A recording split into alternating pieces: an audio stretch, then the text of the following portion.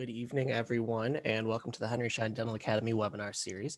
My name is Adam, and I'll be your moderator. Tonight, we're excited to welcome Dr. Tim Dunbar as our speaker, as he discusses the truths, myths, and science behind bulk filling innovations. At any point during the webinar, we encourage your participation. If you have any questions, please type them into the Q&A section of your control panel, and we'll answer them live at the end of the presentation. Henry Schein is not offering CE credit for viewing or attending this presentation live or on demand. And lastly, this webinar is sponsored by 3M. So with that, I would like to welcome Tim. Thanks, Adam. Tonight, I'd like to discuss with you some of the truths, myths, and the science behind some bulk fill innovations we've pursued at 3M. And I'd like to thank you for taking some of your Monday evening to listen to this webinar. 3M derives a lot of its business success from listening closely to the customer and through them determining what to put into our products. One of the questions we asked was, what composite improvement would you want? And in a 2012 survey of almost 400 dentists, one of the primary responses was that they wanted a composite that could be bulk filled. There were a couple other responses that were fairly close behind that, showing us that they didn't want to give up very much to get a bulk fill composite. We're going to start with a definition. What is bulk filling? Incremental filling, or standard filling with a universal composite, is where less than 2 millimeters of composite is placed, cured, and then that process is repeated until the prep is filled. On the other hand, with bulk filling, less than or equal to 5 millimeters of composite can be placed and cured. Why do customers want bulk fill composites? These are some top clinician benefits, one of them being speed. It's just faster to place one increment. Another is that it's easier to just place one. And then third, it's less technique sensitive. And we'll get into that a little bit more further on in the presentation. And then fourth, you can make restorations with fewer voids. While those are some good benefits, clinicians are also concerned about bulk fill composites, especially with the shrinkage or polymerization shrinkage stress that can be generated by composites during cure. And then also, are they really curing the whole thing?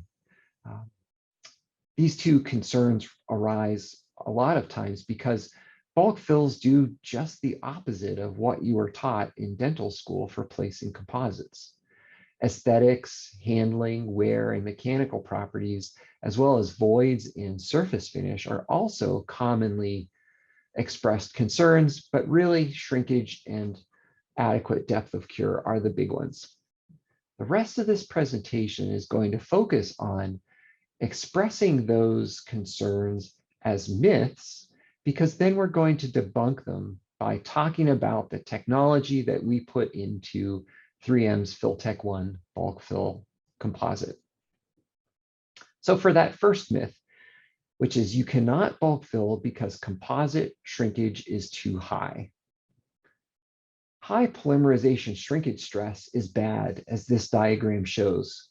Starting here in the lower left, if the bond between the composite and the tooth is not strong enough, the composite can pull away from the tooth, resulting in bad adaptation, marginal staining, if that happens where the composite tooth interface is exposed to the ambient. And that marginal staining can also be a sign of micro leakage. And then the leakage of materials, including bacteria, into a very narrow crevice can lead to secondary caries. If, on the other hand, the bond between the composite and the tooth is strong, then the shrinkage that the composite undergoes can be exerted as a force or a stress against the tooth itself. This can result in cracking of the enamel due to that force or stress, and then also postoperative sensitivity. So at 3M, we really firmly believe in applying technology to problems that you as dentists express to us. And 3M itself is a technology powerhouse. We take about 5% of our sales and apply them to R&D, or I should say invest them in R&D. That ends up being about $1.5 billion a year invested in R&D, and that gives us the power to do things that are explained on these next slides. Like for instance, in our stress relieving resin system, we've lowered stress through two methods. The first is we use a molecule called AUDMA. This is a large size molecule, and it has a methacrylate at each end, as shown by these two groups. Two methacrylates at each end is typical for dental monomers, but what's not so typical is that this one is so big. Making it big and only having two methacrylates means that it shrinks less per unit volume, because the shrinkage that methacrylates undergo comes from the methacrylate bond themselves. Now, any organic chemist worth their weight in salt can make a big molecule and slap a couple of methacrylates on each end. But the real trick is when you can make one that's big and that when you polymerize it, it's still strong. And we'll talk about that a little later as well. Our second innovation in this space is what we call addition fragmentation. Addition fragmentation is where we have a molecule like this that has methacrylates at each end, once again, so that it can polymerize into our network, and then a vinyl group in the center. This vinyl group is very special. When it gets attacked by a free radical during this blitz of free radicals that happens during light polymerization, it breaks in half.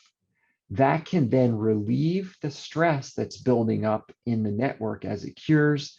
And then very importantly, the halves that are left have free radicals on them, and they can go and bond to something else. This makes it so that our relieving of stress doesn't weaken our polymerizing network. Because these are pretty thick viscous molecules, we also use some more standard dental molecules to enable us to have a workable resin. As I said before, this is the structure of our AFM monomer. It's a nicely patented technology, and you can see by the names on the patent that we do things very collaboratively at 3M. There's a lot of names there. It took a bunch of people to invent this molecule. As I said before, methacrylates at each end and special cleavage group in the middle. Here's a drawing of a typical methacrylate undergoing polymerization. They're spaced broadly here. Then when they get polymerized, they line up and make less space. We've taken those methacrylates and put them in a box here. We've glued one end of each methacrylate to the edges of a box. And now when we do our polymerization, we see that we've got to pull the sides of the box in to make all the molecules join together. That's an example of the force or stress of polymerization shrinkage stress. Now, if we've got our AFM molecule, when it sees a free radical, it splits in half. And we can do that same type of drawing here. We've attached the molecules to the edges of the box. We throw in some free radicals to do our polymerization. And then you can see that the AFM splits and the box does not have to be distorted as much in order for the network to be formed. This shows in a very similar way a recap of those two different conditions and a picture. To make this picture, we took a sheet of plastic film that naturally wanted to lie flat. we put on it a little narrow strip of resin, and then we light cured that resin. In the case of traditional methacrylates, that makes the strip curl up because the resin takes up less space once it's polymerized, and that transmit a force to the plastic, making it curl. But in the case where we put our fragmentation monomer and the bulky monomers, you can see that the plastic curls just a little small bit. Now, you might be asking yourself, how much polymerization shrinkage stress is enough? And we asked ourselves that question as well, and had a prior product to Filtek 1, that product being Filtek bulk fill posterior, tested by some academic dental materials researchers from Great Britain. In their testing, they found that Filtek bulk fill was significantly lower than a variety of other commonly used bulk fill materials. But once again, is that really enough lowering of stress? So we decided to try to replicate what happens clinically in the way composites fail clinically from too much stress as closely as we could. Let's tackle these first 4 items with a marginal integrity study. Dr. Kunzelmann from the University of Munich did this study where he took molars and created cavities in them, those cavities either having only enamel margins or ground off the faces of other molars to create cavities that only had dentin margins. And then on these proximal margins, he, after placing Scotch Bond Universal as an adhesive, then placing Filtek 1 as the composite or an incremental universal composite, he then thermocycled them and then subjected them to mechanical loading. The teeth were then examined on this proximal margin for degradation of that margin in the form of gaps. And this pair of SEM images shows a marginal gap here as this kind of dark crack between the enamel and the composite. And then here, this shows a perfect margin. He counted up all the units of length that were gaps versus the total unit of length and found a percentage of perfect margins. And that's what's shown here. We're showing 2 cases, the enamel and the dentin. And then within each case, there's 2 separate uses of the adhesive. One is the selective enamel etch. That is when you place the adhesive, when you place an etchant on the margins of your prep and then place the adhesive, or when the material is used totally in self-etch. He then has the universal control showed below that. You can see that for the case of enamel, they are essentially equivalent. But in the case of dentin, where it's a little bit harder to make a strong bond to dentin, you can see that the universal control had some amount of margins that were not perfect, meaning the composite pulled away from that tooth surface. In summary, when you place Filtek 1 in 5mm increments, it shows fewer gaps than the universal control.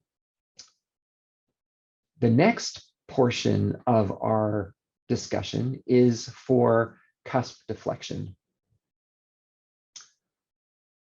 We wanted to examine what sizes of force it takes to make sure these that the force isn't transmitted to the enamel and that the enamel doesn't crack, and to examine also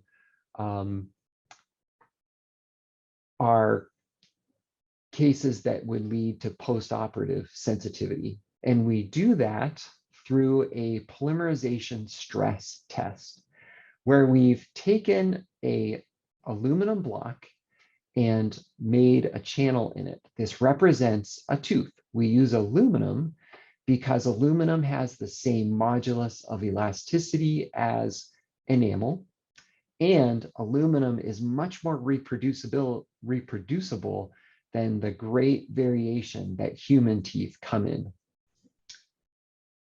We measure after this composite placed in this block gets polymerized, we measure the deflection of one of these cusps, and that number in microns is shown here. You can see that Filtek 1 and its predecessor have cusp deflections fairly typical of other bulk fill composites.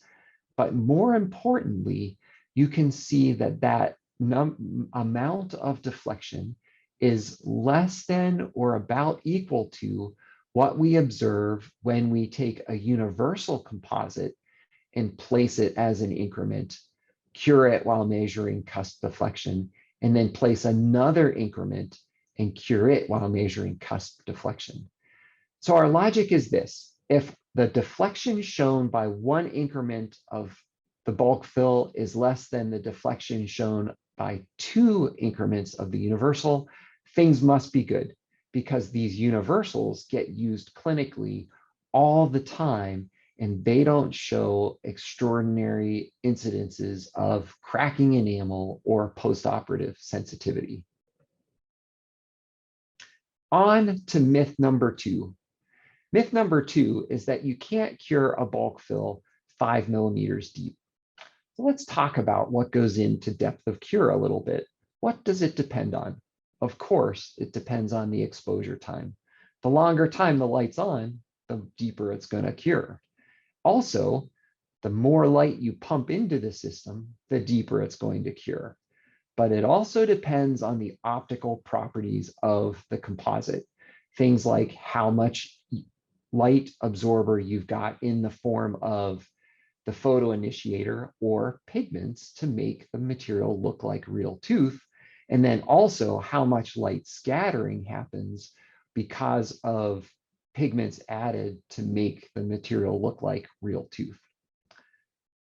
When Dr. Jerry Kugel from Tufts University examined a variety of bulk fills, he found this interesting conclusion: that you can either have a high depth of cure, like this composite, or you can have an aesthetic composite like these.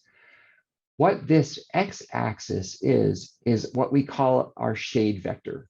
That is a weighting of how yellow the material is and how opaque the material is. So on the left of this x-axis, things are really translucent, and on the right, they're really opaque and yellow. Our y-axis is our depth of cure. You can see that 3M composites and other manufacturers' composites bulk fills fall on this line. So we can't really talk about myth 2 all by itself. We've got to talk about it in conjunction with myth 3. And myth 3 is this: bulk fill composites need to be translucent to have high depth of cure. And here's how we broke myth 3. We first measured 20 or so universal composites and figured out what band their opacities or contrast ratios would typically fall in. And that band is shown here, and our opacity scale is shown here. Way down here at an opacity of 30, it's fairly easy to read through that composite. Whereas once you get up to and above 60, the print shown beneath this 1 millimeter thick composite becomes really hard to read. Our previous product didn't have really great opacity because we didn't have this technology figured out then. But with this smart contrast ratio technology, we were able to increase its opacity and put it nicely within this band of contrast ratios that other universal composites have. To talk about how we did this, we've got to talk about refractive index.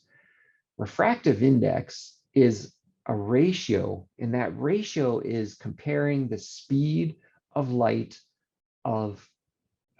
the speed that light travels within a certain medium, like water, comparing that to the speed of light in vacuum or essentially air. This refractive index means that when that number is high, light is traveling slower in it. And that means that when light travels from one medium to another, it gets bent. Optical properties of composites change during polymerization because the spacing between monomers is changing during polymerization. This spacing is what leads to the problems we have, like polymerization shrinkage stress. But in this case, we were able to use it to our advantage because while fillers remain constant, if the monomer or polymer refractive index equals the refractive index of the filler, then we don't get any light scattering. If, however, the refractive index of the monomer or polymer doesn't equal the refractive index of the filler, then we do get light scattering. And this getting light scattering in some cases, but not getting it in other cases, is something we use to our advantage. And let's talk about how we did that. Some composites have a situation like this. They start out with their resin refractive index being low, and then they polymerize that resin and the refractive index becomes higher. That then corresponds to their filler refractive index, and they don't have much light scattering. Filtek 1, on the other hand, we engineered so that its refractive index started out as the same level of opacity as the filler. And then when we polymerize it, its refractive index grows, it no longer matches the filler, and then it creates a more opaque system. This dynamic change of opacity is what allows us to self-opacify the composite, giving us a high depth of cure. This chart shows depth of cure measured for Filtek 1 and then measured for a variety of both 3M and non-3M composites. You can see Filtek 1's the highest, but that doesn't really matter in this graph because we're comparing it to, in this case, universal composites. They're not supposed to have a high depth of cure. Their depth of cure should just be above 2, and we can see that, yep, they're all above 2.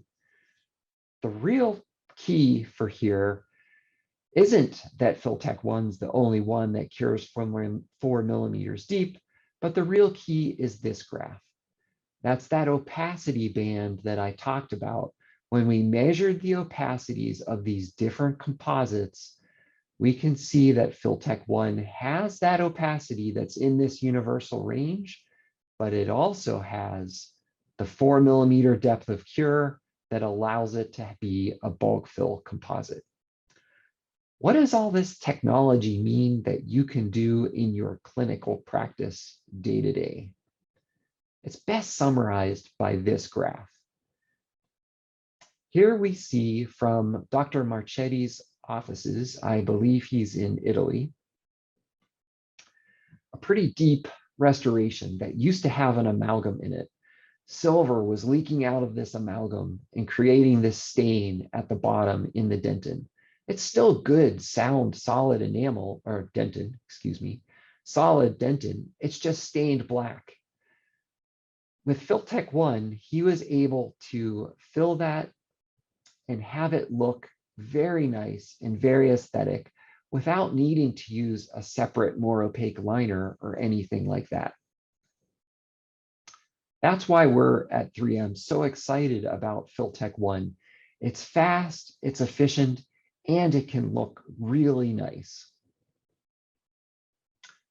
In terms of our depth of cure versus aesthetic quality graph, you can see that the green area, that is high shade vector or pretty yellow and pretty opaque, and high depth of cure, this triangle denoted by green, that's where you want to be on this graph. And you can see that with Filtek 1, we're getting into that area.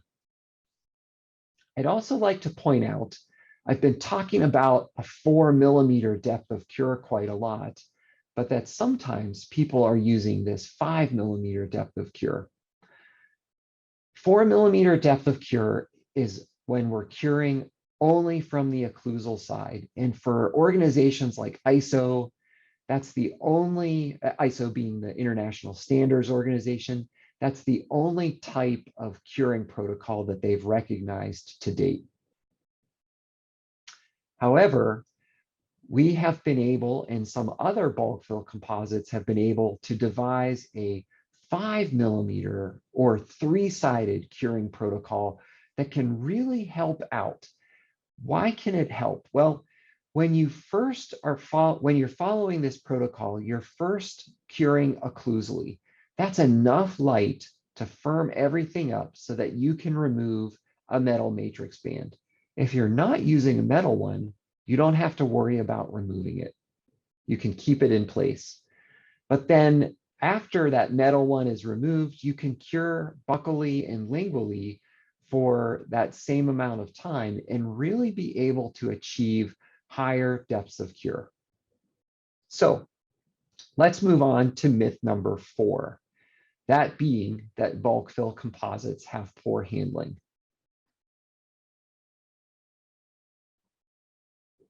I would really love to be able to, through a webinar, through some magic, enable you to handle this material. So far, I haven't figured out how to do that. But let's talk about what some other dentists said about this material's handling. This feedback comes from 180 dentists in Germany, Italy, and the UK. 90% of them were satisfied or very satisfied with the ease of use. 80% of them liked the sculpting. 87% thought the material stayed in place. 72% said it adapted easily or very easily. 78% said they were satisfied or very satisfied with the ability to establish proximal contacts. And then overall, 92% liked the overall handling of the material. When an organization like the Dental Advisor reviewed this, they also came to similar conclusions.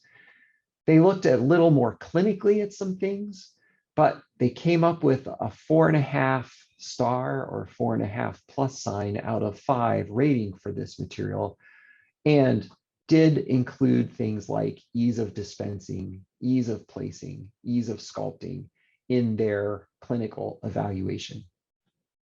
Let's move on to myth number 5.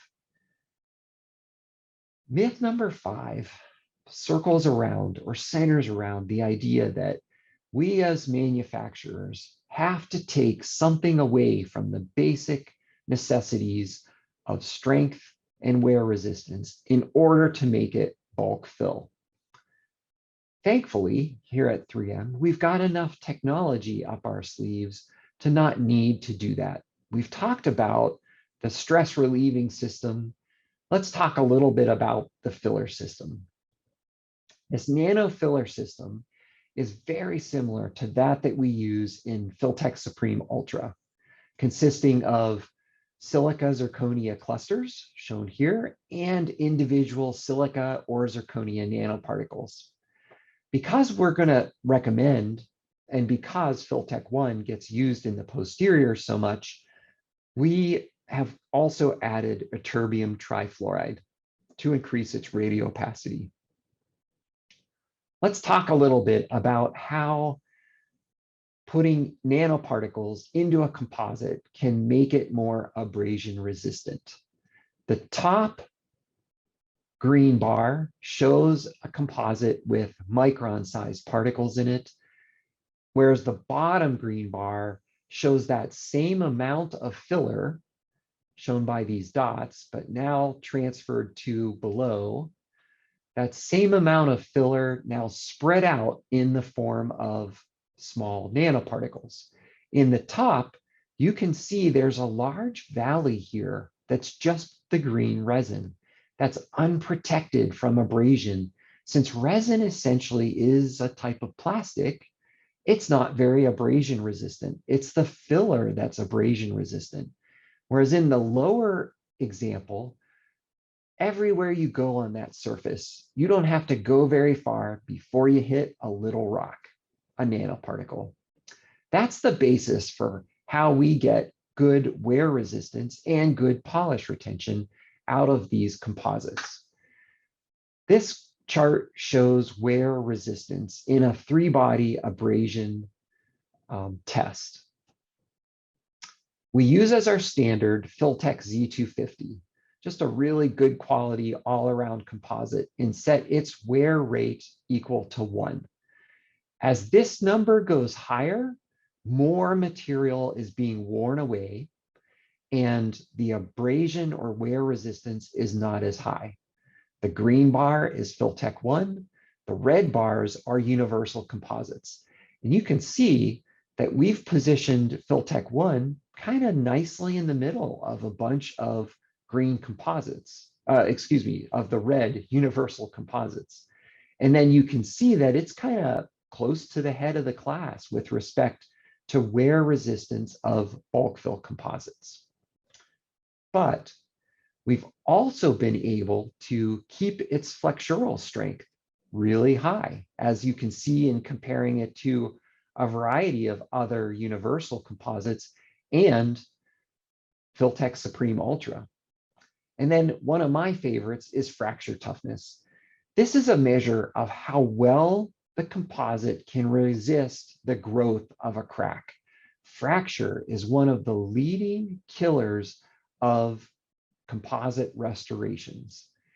And you can see that we've kept Filtek 1's fracture toughness, again, nicely high relative to the comparison products.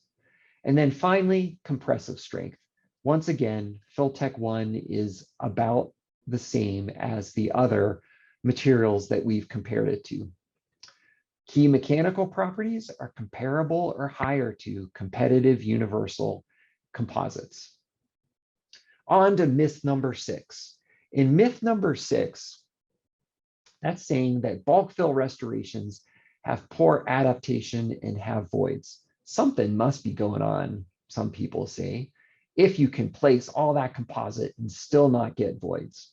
Well, actually, we designed this material to have a softer handling to it and to flow through this capsule when it's being placed, and that capsule provides shear.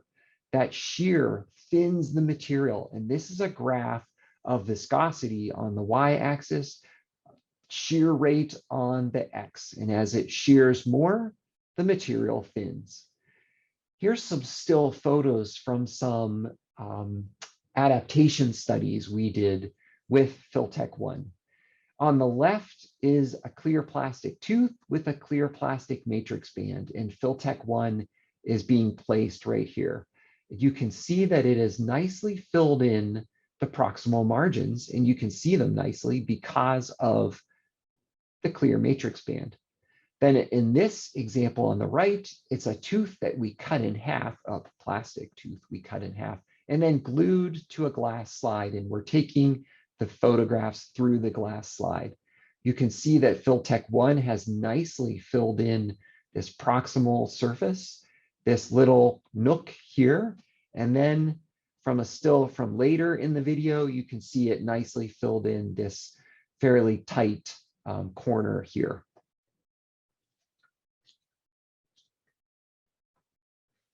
We did a fairly large marginal adaptation study as well, in that we traveled to Chicago and asked 79 clinicians there to place composites in different teeth into 5 millimeter deep cavities. I shouldn't say different teeth because, well, they were the 4 different quadrants, but anyway, they were class 2 MO preparations in typodonts at 37 degrees Celsius. The clinicians then cured those composites, and we brought them back up to St. Paul. They were examined by evaluators who didn't get to know what composite was being placed. We saw some examples of good adaptation. We saw some examples of poor proximal box adaptation, and then poor proximal box and poor interlayer adaptation. The results of our study are here. When filling with Filtek 1 up to 5 millimeters deep, 30% of those restorations placed had marginal defects. Whereas with a leading bulk fill that can be filled 5 millimeters, almost 70%, so about 68% had defects. And then if you had a bulk fill that you had to layer, it had, again, about the same number of defects. Placing universals incrementally enabled people to have somewhat smaller number of defects, but still more than you would really like to have.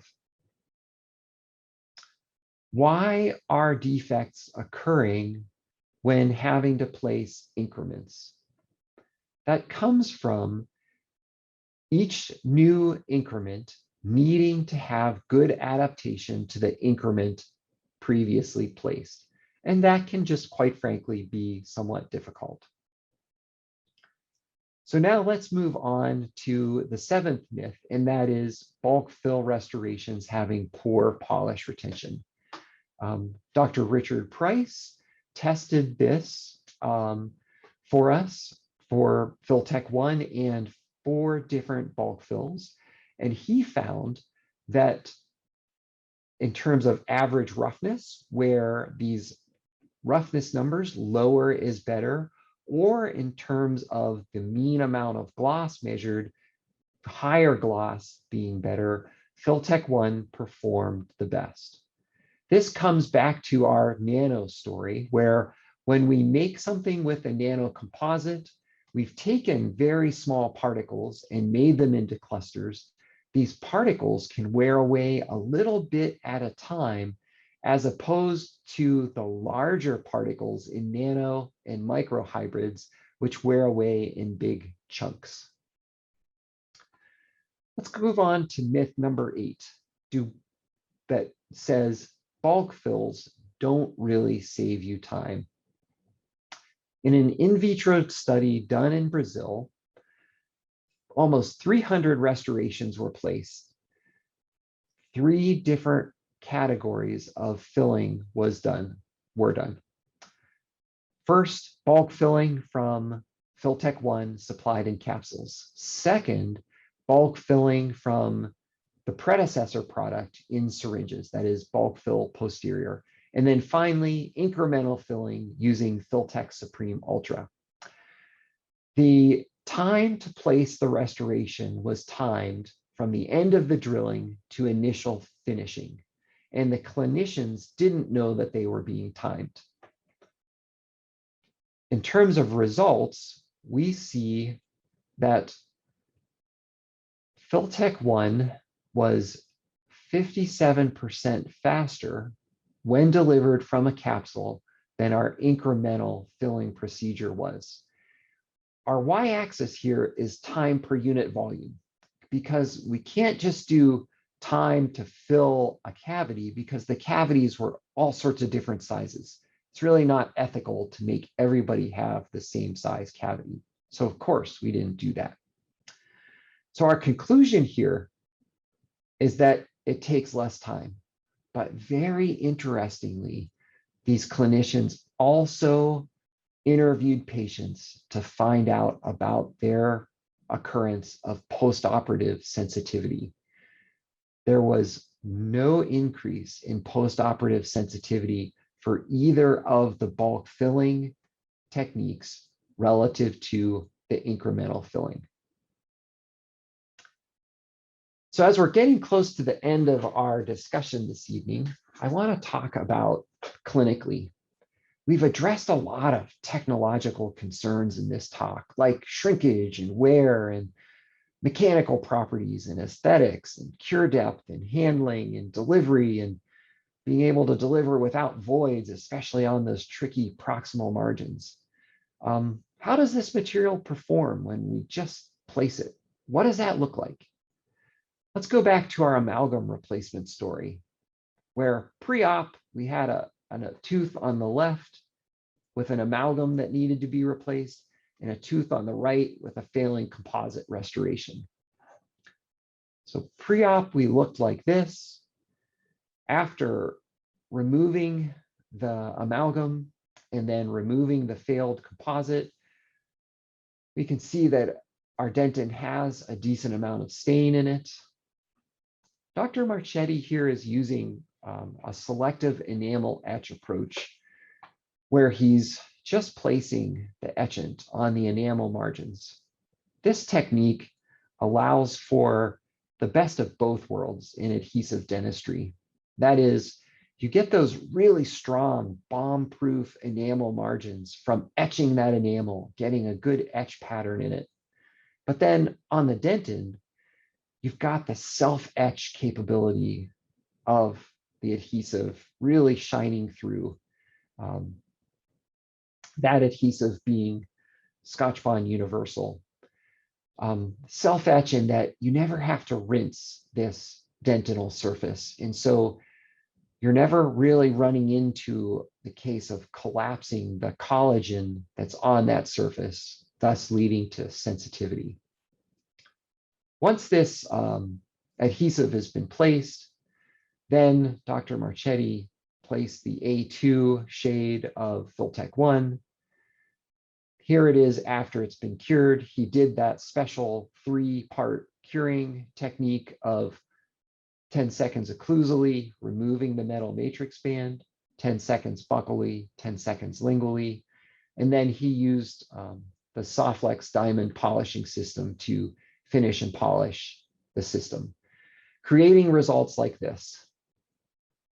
And here, comparing them, again, the drilled out tooth that shows the dark stained dentin, and then the final restoration looking very nicely aesthetic. Dr. Dan Patikny here in the US also did a class 1 restoration using this material, in that he felt it necessary to replace these 2 class 1 composites. Here is them after they've been drilled out.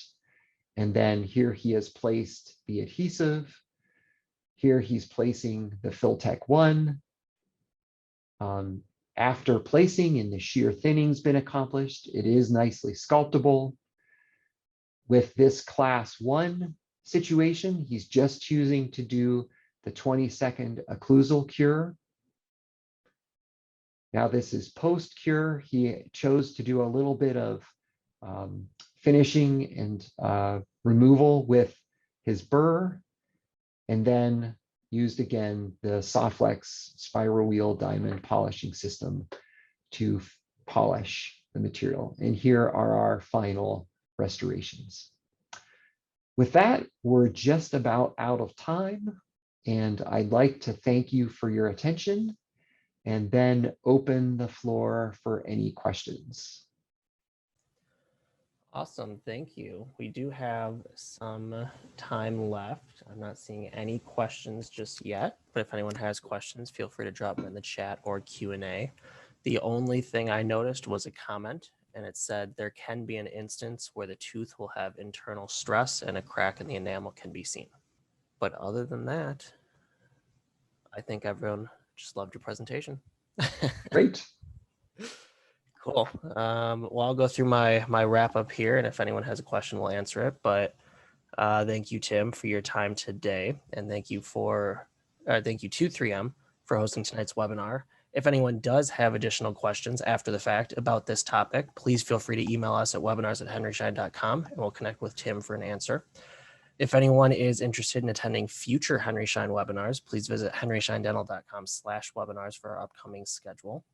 Tonight's webinar was recorded, so everyone who attended will receive the recording within 1 week of tonight, so keep a lookout for that. And I'm not seeing any questions, so we'll wrap 15 minutes early here. So thanks everyone for joining. Thank you, Tim, and have a great night. Thank you.